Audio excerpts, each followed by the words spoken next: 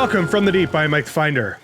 And I am Book of Brett. And today we're going to be talking about the 2024 film Night Swim. And this is going to be a weird conversation because I know basically the entire world has agreed that this movie just is not that great. And well, the majority of the world also likes Kim Kardashian, so what the f*** do they know? That's a fairly good point. I think that you and I have slightly different opinions on this movie as far as the rest of the world goes. And I think that we need to tell the entire world why they're fucking wrong about this movie. So right, because we're right and they're wrong. Exactly. Before we get into this, let me do just a little bit of housekeeping. If you're only listening to this on your favorite podcast app, make sure you go check out our YouTube page. That is youtube.com/@fromthedeep. And you can see all sorts of content that does not make it over onto the Spotify feed or the podcast feed on whatever app you're listening to us. And if you're only listening to us or / watching us on YouTube, make sure you go check out the podcast feed, as you can check us out anywhere you want. The podcast feed gets everything a week later than the YouTube page does. So if you're aching for new content, make sure you go check out the new episode that is always a week earlier on the YouTube page.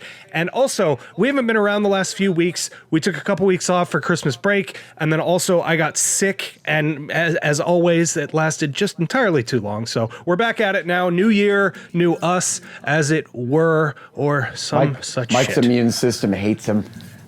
Yeah, that's true. It constantly attacks itself. So anyway, I would like to talk about Night Swim today because the entire world is wrong about this movie, and I would like to tell everyone why. Brett, do you want to give us a synopsis of Night Swim for 2024? Yes, Night Swim is a PSA for all of you little shit pigs that won't stop pissing and pooping in the pool. That's fucking terrible. You told me like this is what happens. No, this is what happens when you spend centuries using the pool as your own personal toilet. Eventually, it's going to get back at you through suction and dirty filters. That's just a really fucking gross image in my head that you put in there. Okay, so if we hop over onto the podcast drive-in here, Night Swim from 2024, it's rated PG-13, which is its first big strike against it, which I cannot argue against. You know, I think if this was a rated R movie, this might have been a little more hardcore, and more hardcore horror fans would be willing to accept this as a movie that they would watch. But as it stands, PG-13 makes more money, period. That's just how it is. And so I do not hold Night Swim being PG-13. I can't hold that against it. So no, and I think it maintains that PG-13 rating pretty well, though. Yeah, I mean, there's not a lot of gore or anything like that in this movie, but I don't really... There doesn't really need to be. There doesn't need to be, exactly. So this is an hour and 38, a big fucking home run, in my opinion. Every goddamn movie that comes out recently has been like 2.5 hours long for seemingly no reason. And an hour and a half for Scorsese. Well, and an hour and a half like this for a movie like this, that's perfect. This doesn't need to be 2 hours long. So no. IMDb's one-sentence synopsis says, a woman swimming in her pool at night is terrorized by an evil spirit, which is just a weird... That's a terrible synopsis. Yeah, it really is. Mine was actually better for once. Mine's never better, and mine is better. All right, well, I want to know how you felt about Night Swim. We've talked about it a little bit off camera here, so I know how you feel a little bit about it, but this is a really weird movie, and people are really fucking torn on this, so... How'd you feel about Night Swim? We both saw this in theaters, by the way. Yes, I did see it in theaters, and surprisingly, this is the first movie I've seen in a theater in a long time where everybody was not chatting their heads off. And this was actually the movie-going experience I've wanted for so long, because there were people in the crowd going ew and oh, and like there were like verbal reactions, and so I finally got the movie-going experience I've wanted, and for some reason it was with fucking Night Swim. I don't know what happened there. I do know not everybody seemed to enjoy this, because there were two elderly people who walked out, but I called that the second I watched them hobble their way up the stairs. The second something bad happens with the pool. What was it? In the opening scene, wherever the little girl's trying to get the boat and it like pulls on the net, the guy behind me went, ugh. And I'm like, I'm sitting here going like, what did you think you were coming? Did you think you were watching a Michael Phelps biopic? Like, what were you expecting when you walked into this fucking theater? I mean, to be fair, the trailer makes it look like a much more hardcore horror movie than it actually is, I think. And so I went into this blind. Well, and that's the thing is like I saw the trailer for this multiple times and for months before this movie came out. So I feel like the advertising on this film, the marketing on this movie is not necessarily representative of like what it actually is, and that might hurt it a little bit for some people, but I really tried to tamper your expectations for what this movie was when you went to go see it. You did not tamper them. You skewed them to a high degree, because all you told me was it was a killer pool, and so I thought I was going to be walking into like a what's that movie? Killer Bed. The bed that eats people, or something like. I thought I was getting something along the lines of like Killer Tomatoes.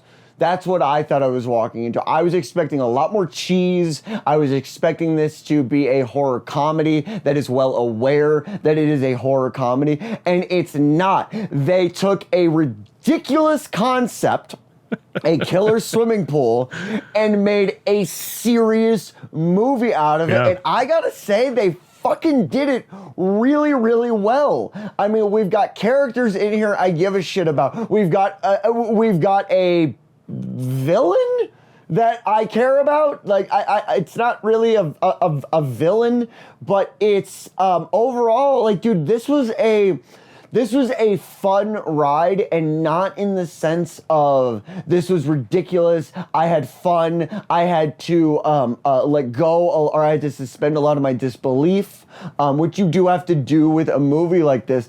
But even if you can suspend your disbelief a little bit, this movie can pull you in.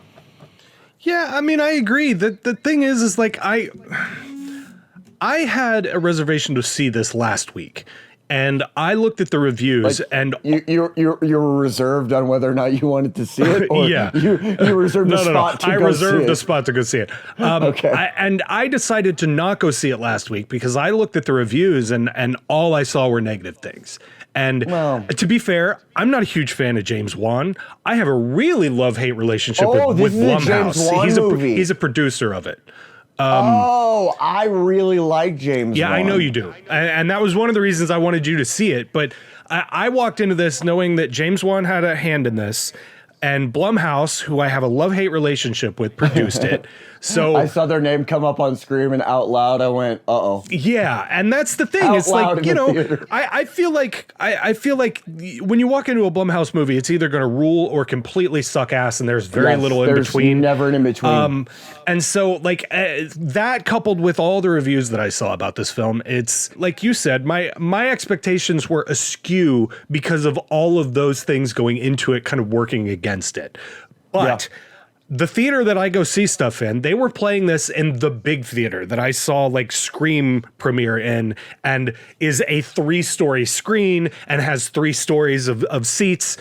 It was me and one other person in this massive 4D theater, and I wanted to see this movie before they pulled it out of the massive theater that they were playing it in. So, did you make a friend? No, of course not. I didn't even say a word to him. He looked annoyed when I walked in that I was the only other person in that theater, because he clearly wanted to see it by himself. But anyway, you know, halfway through, that's how public spaces work.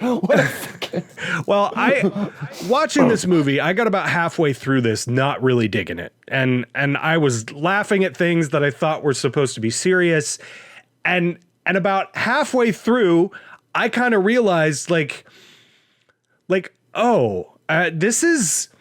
They're portraying this as something very serious, but it's such a dumb fucking idea. Like I said, this is a killer pool movie, regardless of how nuanced or otherwise you want to get into this, because you can't argue that, I guess. But at its core, this is a killer swimming pool movie. And so I don't know. I felt the need to like want to hate it going into it, but about halfway through it, and especially at the third act, this thing really turned it around on me, and I kind of just went with it. And when I started to just be like, what really happened was I started to think, like, if this movie were made in 1978 or 1986 or something like that, I would have so much goddamn fun with this movie just based on the idea alone of it being a haunted killer swimming pool. And that was what really turned me around on it. Like, if this was made in a different decade with the exact same idea, the exact same execution and all of that stuff, I would have fucking loved this. And so halfway through this movie, my opinion on this shifted from this is pretty fucking terrible to God damn it, this is so fun. And I don't understand why so many people are hating on it.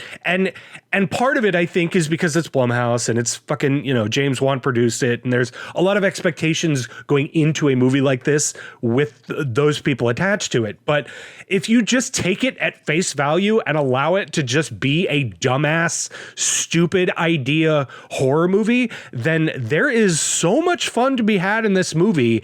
And not to mention, the cinematography is really good. Yeah. I thought the color grade was really great. There are some incredible shots in this movie. The part where the daughter is stuck underneath the pool and she looks up and the pool is like 100 yards away from her. And it just really gives this sense of like, how the fuck are you going to get out of this? There's so many little parts like that where there is genuine terror. And for me, I'm terrified of drowning. I think suffocating is one of the worst fucking ways that you could die, especially in the water like that. That's a terrifying idea for me. So I feel like going into it, that was a big thing for me of like, I'm literally scared of drowning to death. So when you get caught underwater like that, there are very few things that freak me out other than like heights and a few other things. So I just had a revelation where this is a really localized version of The Fog. And it makes me think of that Simpsons bit with Aurora Borealis and just putting the mist in there. The mist, completely localized in your kitchen. Can I see it? No. But no, it is. And the what you said about it being a fear of drowning, I was laughing. The first opening scene, I was laughing. I'm the only one that laughed at anything. And we were in a theater that was probably about 60 to 70% full. Oh, wow. I was the only one in this theater laughing. You saw it on a Friday night, so that actually, yeah. I saw it on a Wednesday, at like noon or something.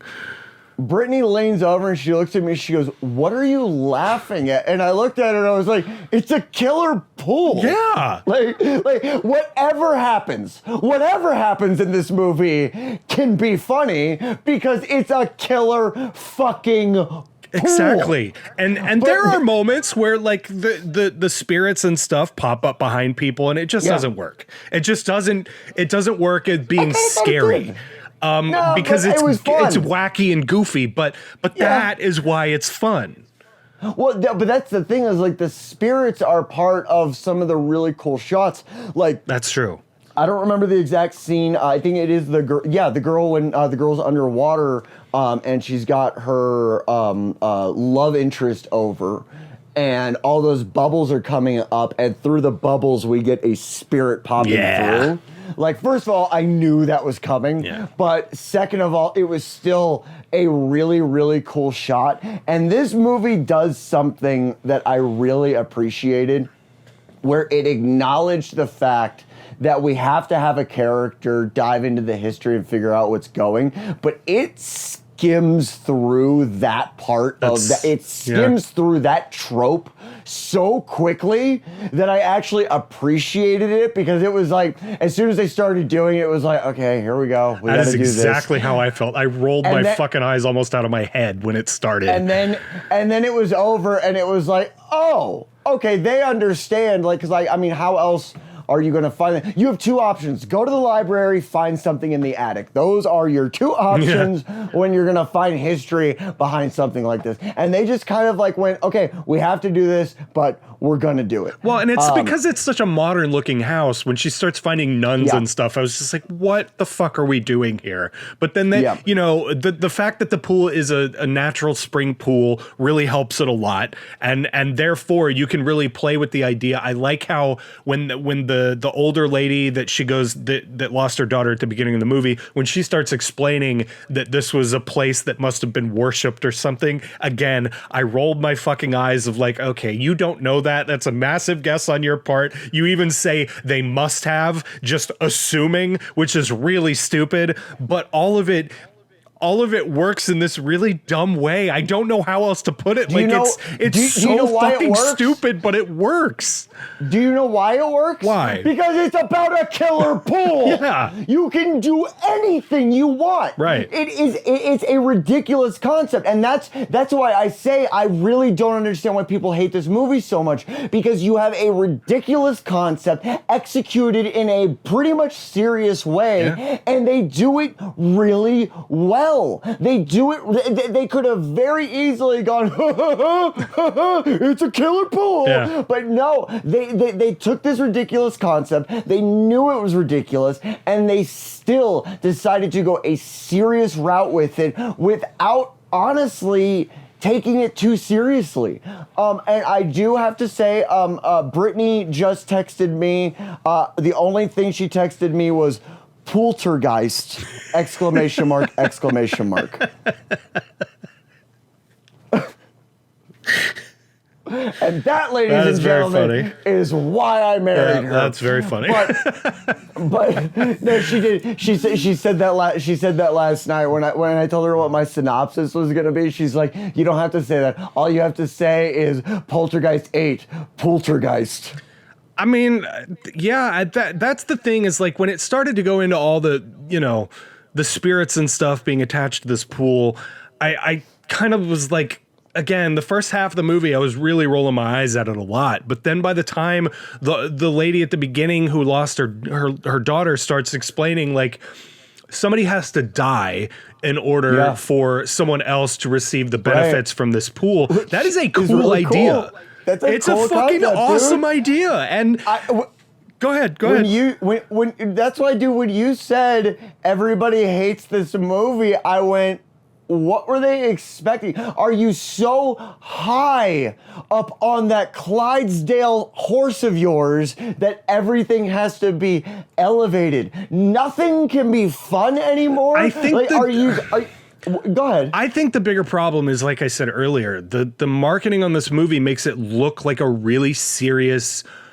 like movie that you're going to get something really scary out of. And although they try, and in my opinion, kind of fail at being really scary, I think that they should have pushed this is a killer swimming pool movie rather than this is a hardcore horror movie about a pool where crazy shit happens. Like, because the marketing does not give off, in my opinion anyway, that this is a killer swimming pool movie, which in and of itself is a great idea. The barbecue scene where everybody's over at the house, there's so much tension being built up where the dad is like holding the kid underwater and stuff and he can't stop himself. There's so many little cool things that you can do with people get possessed when they're in this pool, or people get haunted when they're in this pool, and it's kitchen sink type shit where they just throw everything at this pool. The pool can do everything, including heal the sick. It kills kids. Like, it's all of it is fucking bananas and insane. Part, by the way. Yes, I agree with that. The fact that we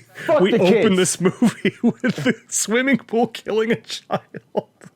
Not just a child, but just the most adorable little girl who just wants to get her brother's boat out of the swimming pool. She just wants the boat. She just wants to help her handicapped brother. This little girl, of any character in this movie, she is the most undeserving to die, and she is the first fucking person to die. Well, and it really sets an expectation of like, oh, anything can fucking happen in this pool. Well, and that's the thing. Like you said, they're taking everything and they're just throwing it at the fucking wall. And you know what? Everything they threw at the wall sticks, as far as I'm concerned. Because I was already on board with the whole killer pool thing. Period. Yeah. I was good there. Because I went into this expecting it to be fun. I was expecting borderline comedy. And so I think that really helped me enjoy the ride as it unfolded. Yeah. Because we start out just thinking it's a haunted pool or a possessed pool, or a killer pool. We find out later it's a possessed pool. We find out after that this possessed pool that is also a killer pool can also possess other people. And so there is this unfolding throughout the whole movie, and it works every time. And that's the thing. To be able to create layers like that for a movie about, again, a killer swimming pool is pretty fucking ingenious as far as I'm concerned.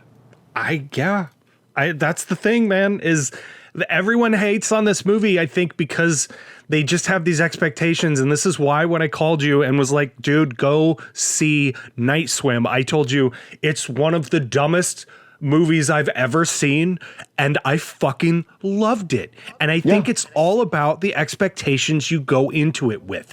And if you walk into this movie wanting some hardcore, horror movie, it's PG-13, so you're not going to get that, just period. Most of James Wan's movies are PG-13. Okay. I mean, that's fair. I don't think I've seen most. He's the one that does all the Hereditary stuff, right? All that shit. Yeah, I have like a dozen of his movies on this shelf behind me. I really like James Wan, but this is the thing about James Wan. James Wan does PG-13 horror, regardless of how you feel about PG-13 horror. Just if you look within the realm of super or not super gory horror, PG-13 horror, I think James Wan does PG-13 horror better than almost anybody out there right now. Well, like I said, it sells more. You're going to sell more tickets when you have a PG-13 rating versus an R, just because more people can see it. But that's the thing is with a lot of PG-13 horror, we sit here and because you and I talk about this a lot. When we have a horror movie that is PG-13, we sit there and go, it would have been more interesting had it had, a factor X that would have then made it an R rating movie. We talk about that a lot. I don't ever see James Wan's movies that are PG-13 and go, this would have been more exciting if it had an R rating because he could have added this. I sit here and I go, he could have added this and it would have been cool and it would have made it rated R, but it wouldn't have improved it. At least not to me.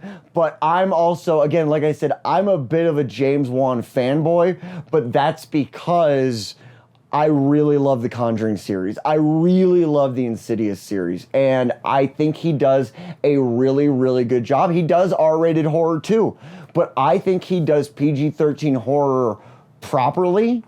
And I think a lot of it is because he takes a lot of his influences from older horror masters that at the time made R-rated movies, but now would be rated like PG. Psycho is a prime example. Yeah. Dude, if Psycho came out today, Psycho would be PG. Yeah, well, and if you made it now, you'd have to show all the nudity and all the stabbing and blood all over the bathroom and all that stuff. So that's why I went into this completely blind though, but now that I know it's a James Wan movie, all of it. Well, it's produced. Yeah, it was directed by Bryce McGuire. Well, and we both saw The Red Door. The Red Door was good, and it's a PG-13 movie too. I didn't hate that. I think I gave that a 6 or a 7 on Letterboxd. And I'm not even a huge fan of that whole Insidious or Conjuring series, rather. Right. So, I think that he can. I think that he chooses movies and on purpose that are not hyper gory, and most of the stuff that I have seen from him, produced or directed or whatever, what they choose to do is they play on tension more than they play on gore, and there is nothing necessarily wrong with that. It's just when hardcore horror fans see stuff like that, I think a lot of them roll their eyes because it doesn't feel like the movies that they watch all the time, which is not a good way to walk into a movie. And you know, more and more over the last year since we started doing this podcast on a more regular basis, I think you and I are both trying to walk into movies with a more open mind and less and having less expectations. Simply because it ruins the experience for you if you go into this shit. I think that all movies should kind of start at 0 and gain a rating rather than starting at 10 and minus stuff from it, if that makes any sense. And when you're going into this movie should be a 10, but I don't like this, and this, therefore it's a 6. I think you're ruining your experience. Whereas if you go into it, this is a 0 and I liked this, and this, you end up with a much better experience overall. And I think that's what we both had with Night Swim, where it's like I said, I halfway through this movie flipped my opinion on it completely. And because I was rolling my eyes and laughing at stuff I shouldn't have been laughing at and all that stuff, especially the baseball scenes where it feels like it's right out of an ABC movie or something like that. It really feels cheesy and like TV movie-ish. But I think all of that stuff works for it in the end, and it makes for a really fun PG-13 horror movie, which is not something I'm generally into, but go into this with lower expectations and just try to have fun with it, and it's fucking great. I loved it. I think you touched on something that really showcases the difference in between us as far as what we look for in horror. Because you are, I mean, it's no secret, you are a far more hardcore horror fan than I am. Right. I have always liked horror that was more emotional and played on your senses and your fears. I've always liked horror that got under your skin a lot more. That's why that's why The Ring is one of my all-time favorite horror movies, because The Ring was the last time I walked out of a theater and was creeped out. Like there was something, it hit me underneath.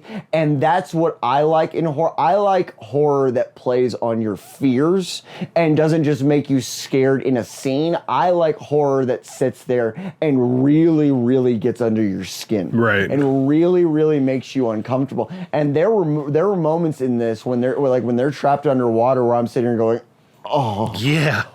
Dude, the scene near the ending where you start seeing all of the spirits together start grasping at them and try to keep them underwater when the sun is going down and the dad is essentially trying to sacrifice the son and all that stuff.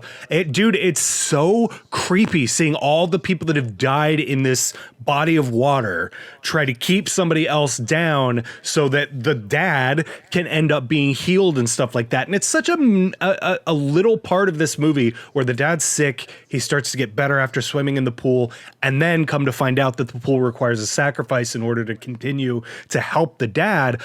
Dude, it's such a great idea, and it's not even a massive part of the plot. They don't even play on it all that much, but it's such a cool idea, and this goes back to they're just throwing everything at the wall and seeing what sticks. Dude, I love that there's not one thing that they just run into the ground with Killer Swimming Pool, and there's all these different things that you can enjoy about it instead of just really drilling down on one concept and one idea. And in an hour and a half with all that different stuff, it never feels like it lags. The pacing is really fucking good. The third act is so much damn fun. And dude, it's just all around a really fucking fun, shitty, dumb horror movie, and we don't get a lot of those. And it's cool to see someone be making, even if it's barely, slightly bigger budget horror movies that don't take itself so fucking seriously, even if it's presented in that way. It's just great to see somebody making some dumbass movie like this. And you know why? Killer Swimming Pool. It's because nobody asked the horror genre to set our morals straight in this day and age. It does feel like, elevated horror has really set expectations of every horror movie needs to be deep and shit. Yes. Yeah. Well, so I had this thought. My biggest problem with this movie is that the dad dies and the son doesn't, because the dad has accomplished so much more in life and had such a bigger impact on the world. It's like, fuck this kid. What have you done? Get the fuck... No. Kill the kid, save the dad, let him continue his career in baseball and impact more lives. Kill the child. No, if this movie I shows disagree. No. If this movie shows us anything, it's that children have not impacted anything yet, and the adults are the important ones. No, Listen, people, drown your kids. I think the fact that the dad sacrifices himself in order to save the rest of the family, specifically the son, is the heart that it needs at the end in order to tie everything together. Otherwise, this would be a really dark. But from a real world perspective, it doesn't make sense. This kid has done nothing with his life. He can't even drive yet. He's terrible at baseball. I mean, who's bad at minor league baseball? Kill the kids. That's all I'm saying. Kill your kids. Drown them. If Casey Anthony has taught us anything, it's that you have to drown your kids. Someone clip that, please. We'll just that goes at the beginning of every podcast now from now on. Clip it. Clip it. Put it on Google. I stand by what I say on this show. All right. Well, why don't you give me your final thoughts and your rating on Night Swim? I did. Kill the kids.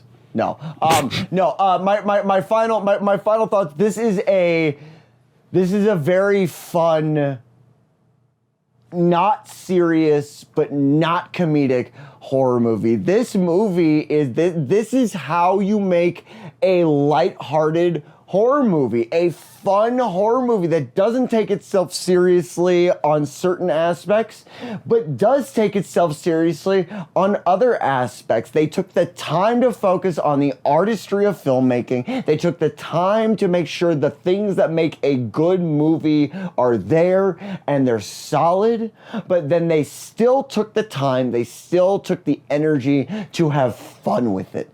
And this is honestly what I think horror needs right now, regardless of the gore aspect, regardless of the subject matter. I think this is what horror needs. It needs to be a little bit out there. It needs to be a little bit nutty while also taking itself seriously in certain aspects. And I think that if you didn't like this movie, it's because you are far too caught up on everything else that's coming out right now, and you need to lighten the fuck up. I agree with that. Yeah. So what's your rating on it? I'm going to give it a 7 out of 10. Wow. Okay. Well, yeah, I think that this movie is all about the expectations you have going into it, and the marketing really fucking failed this movie a lot. I think that if they had pushed the more killer pool side of this and the less hardcore, the trailer is essentially the daughter swimming at night with the guy getting out of the pool and her going Marco and all that kind of shit. That's pretty much what the trailer for this movie is, okay. Which is cool. I can see how that would, yeah. It makes for a good trailer, but it's not necessarily a good representation of what the entire movie is. And I think had they leaned more into the killer swimming pool thing, they would have tampered people's expectations and more people would have liked this movie. The PG-13 thing hurts it a little bit. There's no real gore in this. There's a couple things here and there, but all of the kills are mostly goreless, and there's nothing wrong with that. But it does hurt it in a more hardcore sense. But I think if you go into this with the expectation of I'm going to have a good time with this, you are going to have a lot of fun. The filmmaking, like you said, is really fucking great. The cinematography is amazing. The acting is really good. All of the characters are likable. I give a fuck about what happens to them. Therefore, the ending has more of an impact and has more heart, and the way that everybody the slight spoiler here, the very last scene where the daughter goes, "That's not what dad would have wanted," and they fill the fucking pool in. Amazing way to end this fucking movie. I think that all of the beats are great. The pacing is good.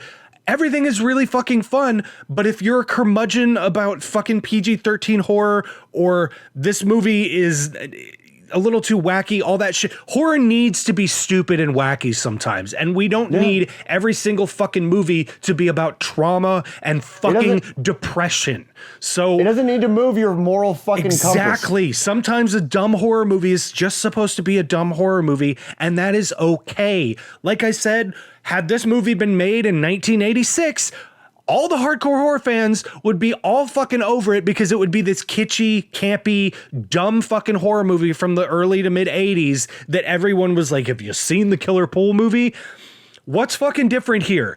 Nothing. Nothing is different other than it's 2024 and this released now versus this doesn't have any of the woke shit that we're always complaining about. This doesn't have any messages in it whatsoever other than killer swimming pool, and it's just fun and stupid, and that's the point. I have to stop you before you give your rating, because then it's going to seem like I changed mine just because you said yours. I actually do think this deserves an 8 out of 10.